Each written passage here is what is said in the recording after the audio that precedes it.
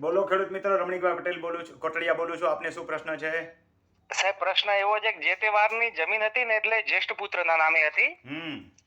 પછી એમને વારસાઈ કરીને તો એ બે ભાઈ હતા એટલે નાના ભાઈનું એકચ્યુઅલી હકદારમાં નામ નતું પણ વારસાઈ કરી એટલે એમને જમીન આપી કે નહીં હિસ્સો. એમાં એમને બે ખેતર હતા એટલે એક ખેતરમાં 50% હિસ્સો આપ્યો ને એક ખેતરમાં બિલકુલ હિસ્સો જ નહીં આપેલો. હવે જે 50% હિસ્સો આપ્યો છે ને એમાં એમને જેટલું પેલું કે નોંધમાં લખીને જમીન આપે ને એટલી નથી આપી, એમાં કબજો ઓછો આપ્યો છે અને બીજા ભાઈ કબજો વધારે લઈને બેઠા છે. કેટલા વર્ષ પહેલાનો કેસ છે? ભાગ વેચણી થઈ, હિસ્સા વેચણી થઈને કેટલા વર્ષ થયા? 1984 માં. સાહેબ એ સમયે આવી રીતે હિસ્સા વેચણી થતી હતી, આજના જેવું નહોતું. ઓછા વત્તી જમીનો એકબીજા ભાઈઓને આપી હોય, એક ભાઈએ પૂરી જમીન રાખી હોય, એકબીજાને હારી નરી જમીન હોય, એકના ભાઈમાં ગઈઢિયા હોય, એટલે ઓછા વત્તી ઘણા રીઝન હોય, એને પડકારી ન શકાય. બરાબર છે. પડકારવી હોય તો તમારી ઈચ્છા હોય તો પડકારી શકો, પણ એમાં કઈ જાજુ કાઢી લેવા જેવું ન હોય. તમારી ઈચ્છા હોય તો પડકારી શકો, પણ હું સલાહ નથી આપતો. મારું કામ છે ને નીતિમત્તાથી સમજીને જ્યાં એમ લાગે ને કઈ ખર્ચો કરવા જેવો છે અથવા તો અહીં કઈ સાચું કે ખોટું છે તો હું સલાહ આપતો હોઉં છું.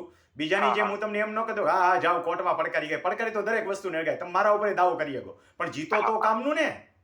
જીતો તો જ. સમજાણું? એટલે આવો દાવો મારા ખ્યાલ પણ કરાય નહીં, છતાંય તમને કરવાની ઈચ્છા હોય તો કરી શકો. નહીં પછી આમાં કેવું કર્યું તો પેલા ભાઈ આપણે 2016 માં જયારે રીસર્વે આવ્યું ને થયું કે નહીં, ઈ જુદી મેટર થઈ ગઈ. રીસર્વે માં ભાગની હોય ઈ કેરો હાલો, ઈ શું વાત છે? તો એમાં જેટલી ઉતારમ જમીન હતી ને એટલી જ જમીન બોલે છે ને જે હિસ્સો બોલે છે ને બીજાના ભાગમાં બોલે છે. એને હરખું કરવા માટે અરજી કરી નાખો. અત્યારે 2000 ડિસેમ્બર મહિનો આખો છે, એ મારા જૂના ઓડિયો જોઈ જાઓ. રમણીકભાઈ કોટડિયા રેવન્યુ માર્ગદર્શનમાં જોઈ જાઓ, એમાં આપેલી છે રીત. એ પ્રમાણે ફોર્મ ભરીને અરજી કરી દો. એ અલગ મેટર છે, એમાં થશે. એમાં પછી કેવું છે કે જે 40 વર્ષ પહેલાની મેટર જુદી છે જે કીધી 2000 ને કેટલા કીધા 1984 ની નોંધ 84 વાળી. એટલે 84 એટલે 16 વર્ષ ઈ અને 24 વર્ષ એટલે 40 વર્ષ પહેલાની મેટરમાં ન પડો, આમાં કરો. ભલે ભાઈ. ઓકે. ઓલું ફોર્મ ભરી દો. ફોર્મ છે ને, નમૂનો જોયો છે ને, એનકા રમણીકભાઈ કોટડિયા રેવન્યુ માર્ગદર્શનમાં જઈને જોઈ જાઓ.